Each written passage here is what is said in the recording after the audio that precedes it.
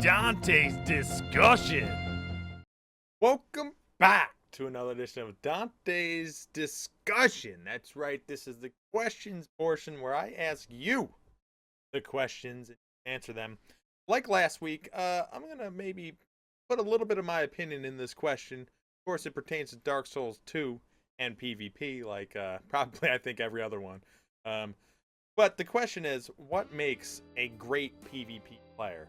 Now, obviously, there are many things, and obviously, this is an opinion, so you really can't be wrong in your opinion. Obviously, there's gonna be joke answers like someone who can gank. That makes it all right. Obviously, there will be things like that, but really, I just want to stress this in the beginning. It's your opinion.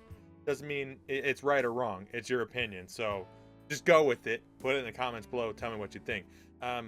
What makes a great PvP player, though? I've seen many a PvP player, many a style, and they were all great in their own kind. You know, there's certain specific builds that people hate because they're hard to go against. In particular, one is using Havel Shield and some sort of awesome spear like Dragon Slayer Spear. Using that combo, of course, there's specific people who've used that. Their win percentage was crazy high, but that was something that worked against a lot of people. People didn't really know how to combat that exact style of play. So, I mean, did that really make a great player? Someone who uses and sort of exploits a part in the game. To an extent, everybody does that, though. That's the thing, you know, there's rarely a person who doesn't exploit some sort of weapon or combo or something so they get some sort of personal advantage in whatever fight. So did that make that person who used the shield and spear a great player? I mean, in a sense, I would say definitely, because their win percentage was pretty damn high. They won a lot of their matches because of that. Rarely did I see them lose. And you know, I guess that's just one aspect is what I'm saying that can make a great player, you know, win percentage. But then there is another spectrum of win percentage. For me, that is a problem. I know there are a lot of people who do or maybe have a higher win percentage because they run away and heal. And to me, as far as the base gameplay, you know, using some sort of weapon, to me, that isn't really a great player. That granted, they are exploiting part of the game. And yes, it is in the game, but so is ganking. So are a lot of things that shouldn't be. So I don't like that argument personally, but it is the best argument. So does that make a great player? I mean, someone who is really proficient at healing and they just sort of outlast their enemy. Maybe their enemy doesn't have heals or way to punish it.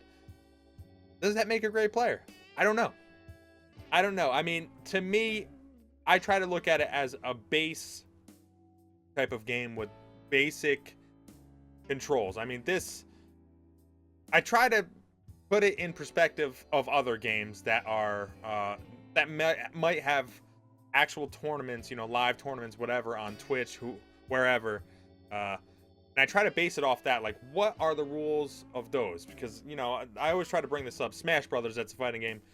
Their rules are no items, but items are in the game. You just can turn them off. You know, and they have specific places they can play that aren't as crazy, I guess, with their background or how they move about. Usually they're flat planes, or sometimes they have 3 steps. And then there is one exception, I believe it's like the Pokemon Stadium or whatever, which actually morphs strangely. I'm shocked they actually allow that. But other fighting games are the same way. You know, it's a flat plane. Both are on even ground. They use whatever character and whatever their characters have. Nothing extraneous. So it's interesting. I try to think around how that's a thing for other competitive play and try to sort of fit it in this, you know, with the whole high level, low level type of argument people always have. It's like, well, I don't know, you know. I don't know. It is in the game, so you can't complain about it. But then at the same time, I complain about healing and stuff. So what does make a great player? I think what makes a great player mostly is mentality. Someone who goes in there and for the most part, you know, I don't care who you are, you're gonna get upset about somebody's something. they do something. But you go in there and you're like, okay, the whole idea is to sort of learn. The whole idea is to get better, to progress. And I feel with a lot of instances, there are people who just don't do that. And there are instances where that just doesn't happen. I mean, I think having a crutch on a certain weapon or a certain play sort of limits you as overall knowledge. And I feel that limits you as a great player. Of course, that's just me. This is my opinion. I have to, obviously strictly state that. But there are a lot of things. I mean, I know there's players out there, I'm not the best with, I wouldn't necessarily say I'm the best with any one particular weapon. I know there are players who are like tremendous with particular weapons.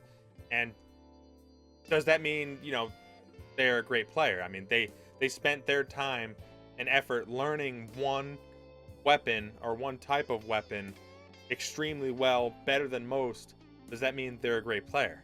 Of course, in a sense, but I also feel like they're lacking in other areas. If, let's say, their weapon broke or something, what are they going to do? What if that was their only weapon? And what if the next weapon they had was some sort of great hammer that they had no idea how to use? I don't know, and a lot for me is sort of knowing your opponent. I would say maybe even most of what makes a great player is knowing your opponent. I try to look at players and try to see how they play, how they react, how they act, if they're not wait and see. And, I try to figure out what they're going to do. It's a sort of mental mind games things, at least for me a lot of times.